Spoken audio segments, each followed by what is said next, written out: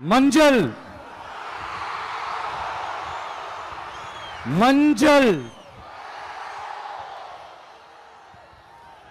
பொதுவா நல்ல காரியங்கள் ஸ்டார்ட் பண்றதுக்கு முன்னாடி இந்த மஞ்சள் எடுத்து வச்சு தான் ஸ்டார்ட் பண்ணுவாங்க.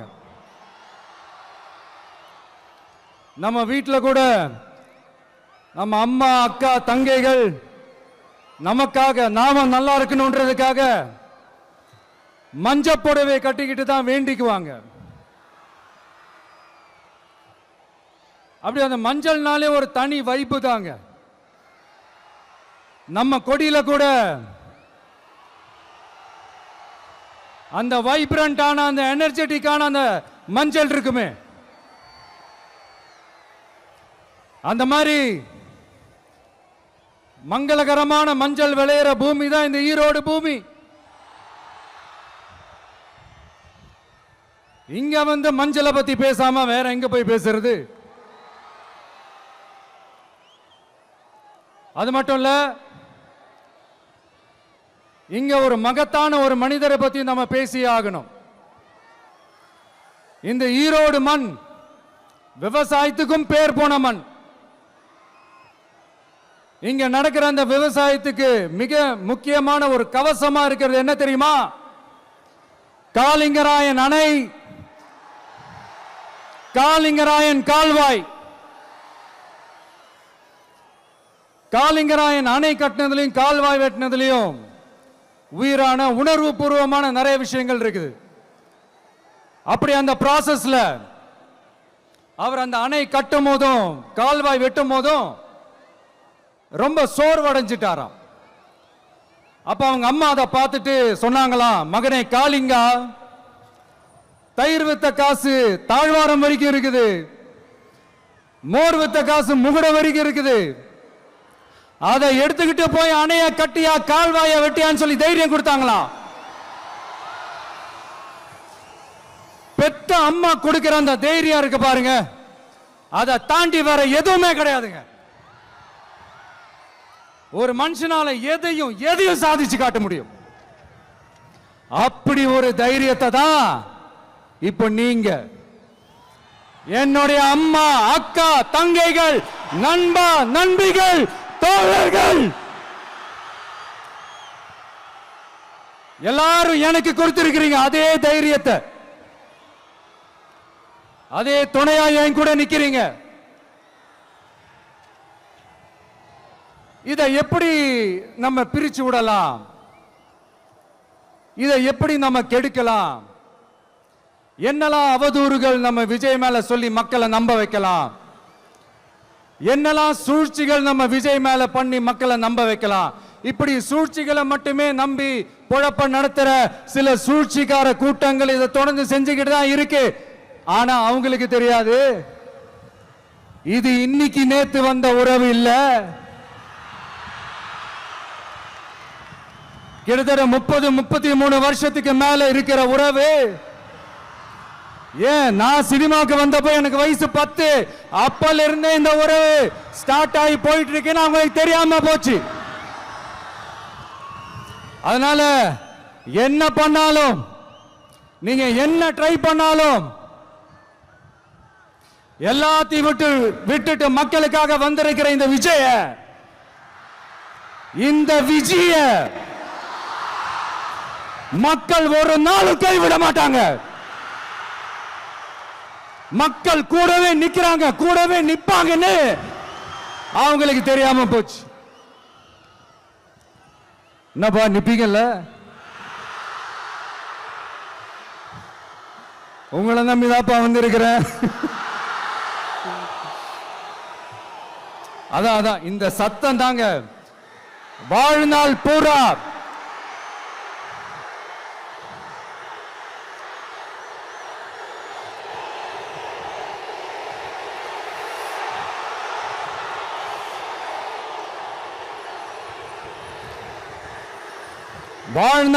உங்களுக்கு நன்றியோடவே இருப்பேன்.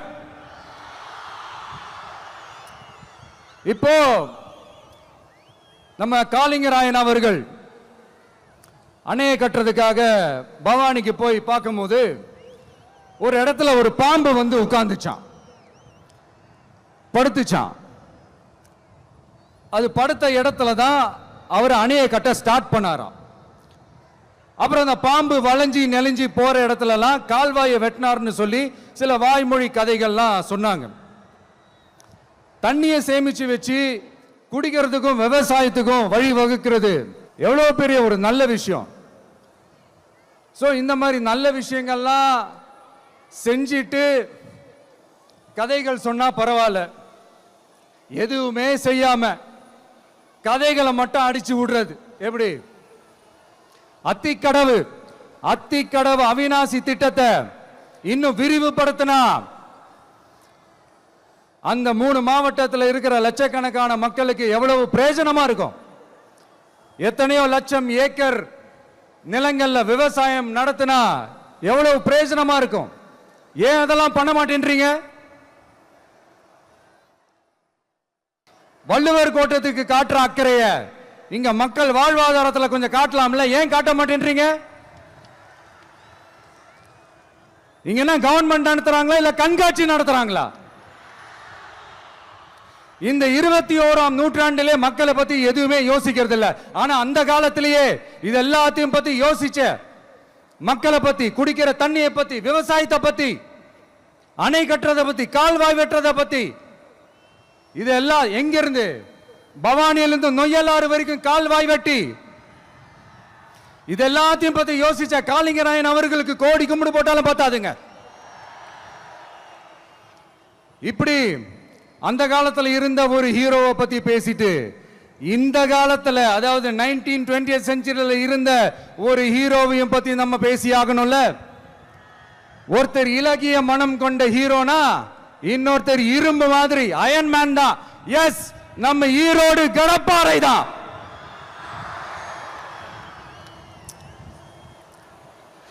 ஒட்டுமொத்த தமிழ்நாட்டையே திருப்பி போட்ட சீர்திருத்த நெம்புகோல் ஈரோடு மாவட்டத்தில் பிறந்த அவர்தான். இந்தியாவுக்கே இடஒதுக்கீடு சம்பந்தமான அரசியல் சட்டத்தை திருத்தறதுக்காக போராட்டம் நடத்தினவர் யாரு? நம்ம தந்தை பெரியாரு. 100 வருஷத்துக்கு முன்னாடியே வகுப்பு வாரி பிரதிநிதித்துவம் வேணும்னு கேட்டவர். அன்னைக்கும் சரி இன்னைக்கும் சரி ஒரு ஆச்சரியத்தோட பார்க்கக்கூடிய ஒரு மனிதர், நம்மளுடைய கொள்கை தலைவர். அப்ப அண்ணாவும் எம்ஜிஆரும் யாரு? பெரியார் அவர்கள் கிட்ட இருந்து எங்களுக்கு தேவையான கொள்கைகளை எடுத்துக்கிட்டோம்.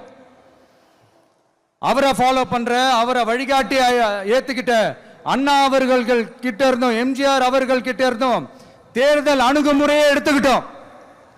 அண்ணாவும் எம்ஜிஆரும் தமிழ்நாட்டோட சொத்து, அவங்கள பயன்படுத்துறத பத்தி யாரும் இங்க கம்ப்ளைண்ட்லாம் பண்ண முடியாது.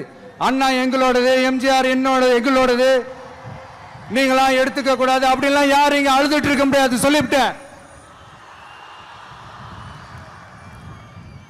அதனால நாங்க ஒரு வழியில அரசியல் செஞ்சுக்கிட்டு போயிட்டு இருக்கிறோம். உங்களுக்கு தான் டிவிக்கே ஒரு பொருட்டே இல்லைல்ல, அப்புறம் ஏன் கதறீங்க? அப்புறம் ஆளாளுக்கு அங்க போயிட்டு இங்க போயிட்டு புலம்பி தள்ளிக்கிட்டு இருக்கிறீங்க. இது எப்படி இருக்கு தெரியுமா? எனக்கு பயம் இல்ல, எனக்கு பயம் இல்ல அப்படின்னு சத்தமா சவுண்ட் விட்டுக்கிட்டே சத்தமா பாட்டு பாடிக்கிட்டே இந்த நடுங்கிக்கிட்டே சின்ன பசங்க நடந்து போவாங்க, அந்த மாதிரி இருக்கு. முதல்ல மண்டையில இருக்கிற கொண்டே மறைங்க சார்.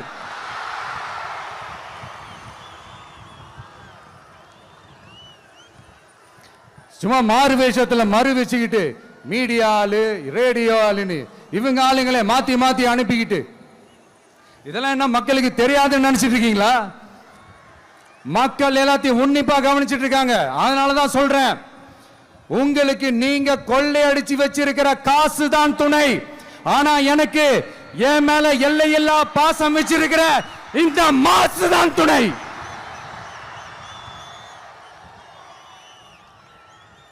பெரியார் அவர்கள் கிட்ட இருந்த அந்த செல்வாக்கையும் அந்த பதவிகளையும் அந்த பவரையும் வச்சுக்கிட்டு அவர் என்ன சொன்னார் தெரியுமா?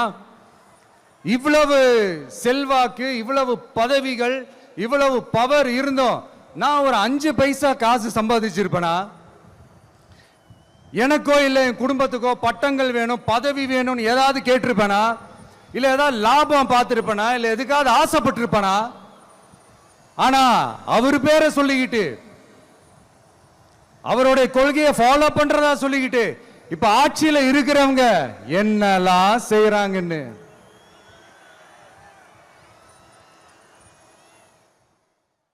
அதனாலதான் சொல்றோம், பெரியார் பேரை சொல்லிக்கிட்டு தயவு செஞ்சு கொள்ளையடிக்காதீங்கயா, தயவு செஞ்சு கொள்ளையடிக்காதீங்க. அவரு பேரை சொல்லிக்கிட்டு பெரியார் பேரை சொல்லி கொள்ளையடிக்கிற இவங்க தான் நம்மளுடைய அரசியல் எதிரி. மக்களை நீங்க சொல்லுங்க, நம்மளுடைய அரசியல் எதிரி யாரு? நம்மளுடைய கொள்கை எதிரி யாரு? ரிப்பீட், நம்மளுடைய அரசியல் எதிரி யாரு? நம்மளுடைய கொள்கை எதிரி யாரு? உங்களுக்கு புரியுது இல்ல? எனக்கு அது போதும்யா, எனக்கு வேற எதுவுமே தேவையில்லை. நீங்க எல்லாரும் என்னோட அரசியலோட கனெக்டடா இருக்கீங்கன்றது ரொம்ப தெளிவா தெரியுது. அதனால எனக்கு அது போதும். அதனாலதான் எதிரிகள் யாருன்னு சொல்லிட்டு களத்துக்கு வந்திருக்கிறோம். அதனால அவங்கள மட்டும் தான் எதிர்ப்போம். அதுவும் அந்த எதிரிகள் யாரு இப்போ இங்க 2026 சட்டமன்ற தேர்தலில் களத்தில் இருக்கிறாங்களோ அவங்கள மட்டும் தான் எதிர்ப்போம். சும்மா களத்திலே இல்லாதவங்களையும், களத்துக்கும் அவங்களுக்கும் சம்பந்தமே இல்லாதவங்களையும் எதிர்க்கிற ஐடியாலாம் இல்ல பாஸ். நீங்க கேட்கிறீங்கன்றதுக்காக எதிர்த்துட்டு இருக்க முடியாது பாஸ். எங்களுக்கு நிறைய வேலை இருக்குது. வந்த உடனே நீட்டை ரத்து செய்வோம், கல்வி கடனை ரத்து செய்வோம், கேஸ் சிலிண்டருக்கு மானியமா 100 ரூபாய் தருவோம். என்னெல்லாம் அடிச்சு விட்டுட்டு இன்னி வரைக்கும் கேட்கிறேன், இதெல்லாம் சொன்னாங்களே செஞ்சாங்களா? இவங்க எப்பவுமே இப்படிதான், சொல்றது ஒண்ணு செய்யறது ஒண்ணு. திமுகவும் பிரச்சனைகளும் ஃபெவிகால் போட்டு ஓட்டின ஃப்ரெண்ட்ஸ் மாதிரி ஒன்னில இருந்து ஒன்ன பிரிக்கவே முடியாது. பெரியார் பேரை மட்டும் சொல்லிக்கிட்டு எப்படி அவரோட கொள்கைகளுக்கு எதிராக செயல்படுறாங்களோ அப்படிதான் இந்த மஞ்சள் நகரத்தோட மஞ்சளுக்கும் ஒண்ணும் பண்ணல, மஞ்சள் விவசாயிகளுக்கும் ஒண்ணும் பண்ணல. ஆராய்ச்சி மையம், சிறப்பு மையம்னு கோடி கோடியா டெண்டர் விட்டாங்க, பேருக்கு கட்டிடத்தை கட்டினாங்க. ஆனா உலகமே போட்டி போட்டு வாங்குற மஞ்சளை மதிப்பு கூட்டி விற்பனை செய்ய, அதோட வேல்யூ இன்க்ரீஸ் பண்ணி நம்ம விவசாயிகளுக்கும் இந்த மாவட்ட மக்களுக்கும் நன்மை செய்ய இதுவரைக்கும் என்ன செஞ்சிருக்காங்கன்னு யோசிச்சு பார்த்தா ஒரு பெரிய ஜீரோ தான். கரும்பு நெல்லுக்கு அரசாங்கம் விலை பிக்ஸ் பண்றாங்க, அதையும் ஒழுங்கா பண்றதில்ல, ஒவ்வொரு முறையும் பிரச்சனை. அங்க நெல் கொள்முதல் செய்யறதுல ஊழல். சரி, நாம கஷ்டப்பட்டு விளைய வச்சது வீணா போக கூடாதுன்னு நினைச்சு நம்ம விவசாயிகள் கேட்கிற லஞ்சத்தை கொடுத்தாலும் அதுக்கப்புறம் கூட அந்த கொள்முதல் ஒழுங்கா நடக்கிறது இல்லை. அதையும் தாண்டி ஏதோ ஒரு விலை விவசாயிகளுக்கு கிடைக்குது. அப்படிலாம் இல்லாம ஒழுங்கா நேர்மையா நம்ம மஞ்சளுக்கும் நியாயமான விலை பிக்ஸ் பண்ணி தரமான விதைகளை கொடுத்தா என்ன குறைஞ்சா போயிடுவாங்க? இதெல்லாம் யோசிக்கிறதுக்கு அவங்களுக்கு நேரமே இல்லை. 24/7 அவங்களோட யோசனை என்ன தெரியுமா? இந்த விஜயை எப்படி முடக்கலாம், தமிழக வெற்றி கழகத்தை எப்படியெல்லாம் முடக்கலாம், அப்படிதான் அவங்களுடைய சிந்தனையே 24/7. எத்தனையோ வருஷத்துக்கு முன்னாடி நம்ம காளிங்கராயர் நதிகளின் இணைப்புக்கு முன்னோடியா இருந்தார்.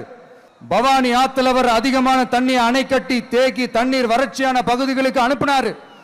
ஆனா இன்னைக்கு இவ்வளவு நவீன வசதிகள் இருந்தோம், இவ்வளவு சயின்ஸ் வளர்ச்சிகள் இருந்தோம், இவ்வளவு டெக்னாலஜி வளர்ச்சிகள் இருந்தோம், அவங்க வாக்குறுதியில் ஒன்று கொடுத்தாங்கல்ல, பவானி நொய்யலாறு அமராவதி 6 இணைப்பு திட்டத்துக்கு ஒரு துரும்ப கூட கிள்ளி போடல. வாக்குறுதி நம்பர் 103 சொன்னாங்களே, செஞ்சாங்களா? ஆறுகளை சுத்தப்படுத்த பல்லாயிரம் கோடி நிதி ஒதுக்குவோம், தமிழ்நாட்டில் உள்ள ஆறுகளை சுத்தப்படுத்துவோம்னு சொன்னாங்களே, செஞ்சாங்களா? ஆனா ஆத்து மணலை கொள்ளையடிக்கிறதுல மட்டும் வேலையை கரெக்டா செய்வாங்க. கொஞ்சம் மசந்தா மற்ற மாவட்டங்கள்ல மணல் காணாம போன மாதிரி, மலைகள் காணாம போன மாதிரி, நம்ம மாவட்டத்தில் தனி வளத்தை கொடுத்த செம்மண்ணும் காணாம போறதுக்கு வாய்ப்பு இருக்கு மக்களே.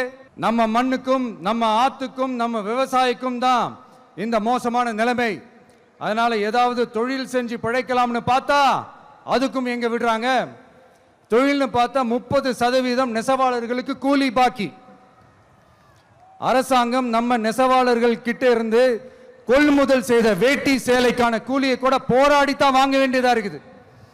அது சலுகையோ உதவியோ நலத்திட்டமோ கிடைக்காது. நம்ம உழைப்புக்கான ஊதியம், நம்மளோட உரிமை, அதுக்கே போராட வேண்டிய நிலையில தான் இந்த அரசாங்கம் நம்மளை வச்சிருக்கு. நல்லா பார்த்துக்கங்க மக்களே, உரிமைக்கு குரல் கொடுத்தவங்க தான் இவங்க. சிறு குறு தொழில்கள் பீக் ஹவர்ஸ் சார்ஜ்னு கரண்ட்டுக்கு அநியாய விலை வச்சு அதையும் செய்ய விடாம நம்மளை முடக்கிடுறாங்க. அந்த பீக் ஹவர்ஸ் சார்ஜ் கொள்ளையால எத்தனை வருஷமா எவ்வளவு பேர் பாதிக்கப்படுறோம், எவ்வளவு தொழில்கள் பாதிக்கப்படுது. நாமளும் கத்துறோம், போராடுறோம், கோரிக்கை வைக்கிறோம்.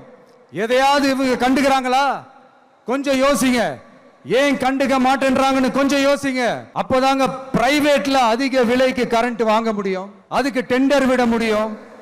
அப்படி டெண்டர் விட்ட மேட்டர்ல எல்லாம் என்ன நடக்கும்னு உங்களுக்கும் தெரியும், எனக்கும் தெரியும், நம்ம எல்லாருக்குமே தெரியும். இந்த மாதிரி ஈரோடுல மட்டும் இல்ல, எந்த மாவட்டத்துக்கு போனாலும் பிரச்சனைகள் மேல பிரச்சனைகள் தான். அதையெல்லாம் தீர்க்கிறதுக்கு ஒரு சொல்யூஷன் கூட சொல்லாம இதுல வேற பெருமையா மாடல் அரசு மாடல் அரசுங்கிறது. இல்ல நான் கேட்கிறேன், கூச்சமா இல்ல?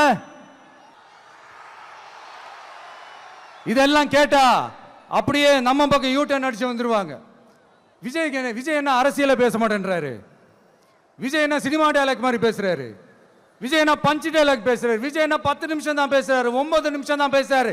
நான் எத்தனை நிமிஷம் பேசினா உங்களுக்கு என்ன சார்? நான் எப்படி பேசினா உங்களுக்கு என்ன சார்? உள்ள விஷயம் என்னன்னு பாருங்க சார். ஒவ்வொரு மாவட்டத்துக்கும் போய் மக்கள் ஃபேஸ் பண்ற பிரச்சனைகளை எடுத்து பேசிட்டு இருக்கிறேன். பின்ன அது அரசியல் இல்லாம வேற எதுதான் அரசியல்? உங்களை மாதிரி தனிப்பட்ட முறையில் தரக்குறைவா அசிங்கமா பேசுறதுதான் அரசியல்னா அந்த அரசியல் நமக்கு வராது. வராதுன்னா நல்லாவே வரும். உங்களை விட எனக்கு அது நல்லாவே வரும். வேணான்னு விட்டு வச்சிருக்கிறோம். அப்புறம் உங்களுக்கு நமக்கு என்ன வித்தியாசம்? காஞ்சிபுரத்தில் நாம பேசும்போது உங்களால் அமைக்கப்பட போற ஆட்சியில நம்ம ஆட்சிக்கு வந்த உடனே என்னெல்லாம் செய்ய போறோம்ன்றது சிலது சொன்னோம். அதையெல்லாம் தப்பா புரிஞ்சுக்கிட்டு இப்போ சொல்றேன், விளக்கமா சொல்றேன். நான் சலுகைகளுக்கு எதிரானவன் கிடையாது. மக்களுக்கான சலுகைகளை இலவசம்னு சொல்லி அசிங்கப்படுத்துறதுல எனக்கு உடன்பாடு கிடையாது. மக்கள் காசுல மக்களுக்கு செய்யறதை எப்படி இலவசம்னு சொல்லுவீங்க? அப்படியே செஞ்சிட்டாலும் ஓசில போறேன்னு சொல்லி அசிங்கப்படுத்துறீங்க.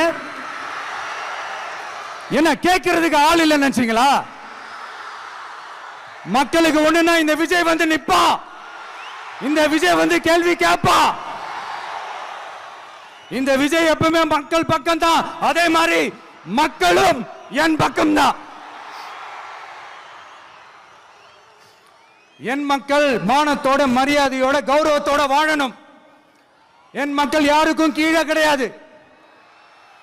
அப்படி அவங்க கௌரவத்தோட வாழணும்னா அவங்களுக்கான வாழ்க்கை தரம் உயரணும். வாழ்க்கை தரம் உயரணும்னா அவங்களோட வாழ்வாதாரம் உயரணும். வாழ்வாதாரம் உயர்ந்தாதான் பொருளாதாரம் உயரும்.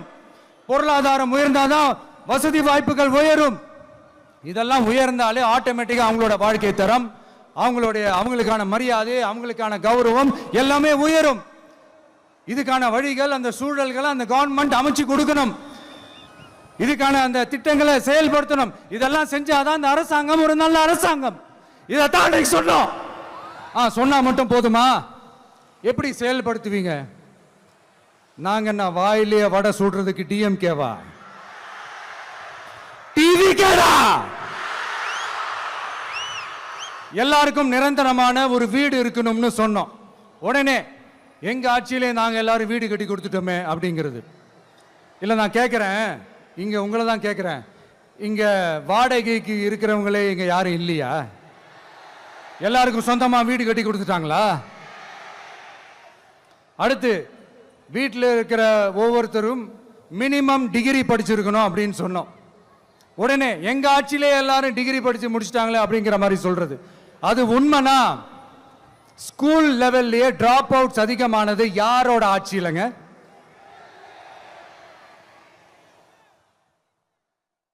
பசங்க பிள்ளைங்க யாரும் ஸ்கூல்ல சேரலன்னு சொல்லிட்டு எனக்கு தெரிஞ்சு 207 கவர்மெண்ட் ஸ்கூல்ஸ் மூடினது யாரோட ஆட்சியிலங்க? இதுல கல்வியில் சிறந்த தமிழ்நாடுன்னு டிராமா வேற. அடுத்து குடும்பத்தில் ஒருத்தருக்கு நிரந்தரமான வருமானம் வரணும், வேலை வாய்ப்பு கிடைக்கணும் அப்படின்னா நாங்க கொடுக்காத வருமானமா, நாங்க கொடுக்காத வேலையா அப்படிங்கிறது. எத்தனையோ லட்சம் காலி பணியிடங்கள் நிரப்புவோம்னு வாக்குறுதி கொடுத்துட்டு ஆட்சிக்கு வந்தீங்களே, எத்தனை லட்சம் காலி பணியிடங்களை நிரப்புனீங்க? அட்லீஸ்ட் 1 லட்சம் காலி பணியிடங்களாவது நிரப்புனீங்களா? இதெல்லாம் சொல்லிட்டு மக்களை ஏமாத்துறது யாரோட ஆட்சியிலங்க? அடுத்து ரொம்ப முக்கியமா, பெண்களுக்கு பாதுகாப்பு இல்ல, சட்டம் ஒழுங்கு சரியா இல்லைன்னு சொன்னா தமிழ்நாட்டில் பெண்கள் பாதுகாப்பு தான் அதிகமா இருக்குதான். நீங்க சொல்லுங்க மக்களே, பெண்கள் பாதுகாப்பு இருக்கு? சட்டம் ஒழுங்கு சரியா இருக்கு? அவங்க சொல்றது உண்மையா? அவங்க சொல்றதை நீங்க ஏத்துக்கிறீங்களா? சத்தமா கேக்குதா சார்? இதுதான் ரியாலிட்டி, இதுதான் நிஜம். நம்மளுடைய ஆட்சியில சட்டம் ஒழுங்குல சமரசமே இருக்காது. அதனாலதான் இவ்வளவு ஸ்ட்ராங்கா சொல்றோம், தைரியமா இருங்க மக்களே.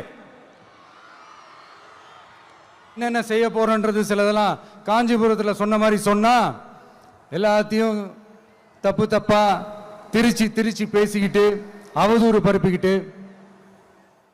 நான் கூட யோசிப்பேன், எம்ஜிஆர் அவர்களும் மேடம் ஜெயலலிதா மேடம் அவங்களும் ஒரே வார்த்தையில சொல்லி இந்த திமுகவை காலி பண்ணாங்கல்ல. நான் கூட யோசிப்பேன், ஏன் இவ்வளவு ஹார்ஷா பேசுறாங்க, ஏன் இவ்வளவு ஹார்ஷா அவங்கள திட்டுறாங்கன்னு யோசிச்சது உண்டு. இப்பதானே புரியுது. அவங்க 2 பேரும் சொன்னதை இப்ப நானும் ரிப்பீட் பண்றேன். திமுக ஒரு தீய சக்தி, திமுக ஒரு தீய சக்தி, திமுக ஒரு தீய சக்தி, திமுக ஒரு தீய சக்தி, தீய சக்தி, தீய சக்தி, தீய சக்தி. என் நெஞ்சில் குடியிருக்கும் ஈரோடு மக்களே,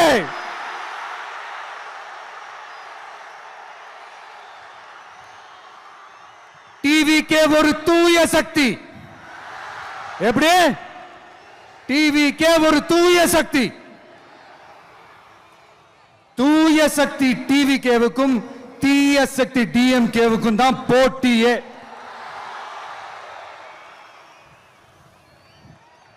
என்ன முடக்கலாம்னு நினைக்கிறீங்க, ஆனா இந்த சத்தத்தை ஒரு நாள் உங்களால முடக்க முடியாது.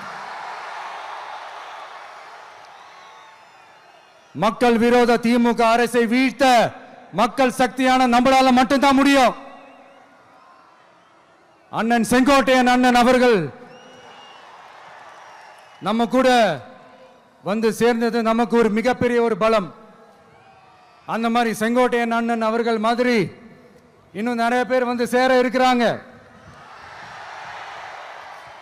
அவங்க எல்லாருக்குமே அந்த உரிய அங்கீகாரத்தை கொடுப்போம். அது மட்டும் இல்ல, அப்புறம் இன்னொரு விஷயம் சொல்ல மறந்துட்டேன். இப்போ ரீசண்டா ஒரு இடத்துல நம்ம சிஎம் சார் அவர்கள் பேசும்போது சொன்னாங்க, என் கேரக்டரையே புரிஞ்சுக்க மாட்டேங்கிறேன். இது சினிமா டயலாக் இல்லையா? நான் ஏதாவது பேசினா சினிமா டயலாகா? சார் பேசினா அது சினிமா டயலாக் இல்லையா? சிலப்பதிகாரத்திலிருந்து எடுத்ததா அந்த லைன், என் கேரக்டரையே புரிஞ்சிக்க மாட்டேன்றது. உங்களை எப்படிதான் சார் புரிஞ்சுக்கிறது? எந்தெந்த விஷயத்துலலாம் சார் உங்க கேரக்டர் நாங்கள் புரிஞ்சுக்கிறது? அதையும் நீங்களே சொல்லிட்டீங்கன்னா கொஞ்சம் நல்லா இருக்கும் சார். சட்டம் ஒழுங்குல நாடே சந்தி சிரிக்குது, அதுலையா? பெண்கள் பாதுகாப்புல நாடே சந்தி சிரிக்குது, அதுலையா? பொய் வாக்குறுதிகளா கொடுத்து ஏமாத்தி ஆட்சிக்கு வந்தீங்களே, அதுலையா?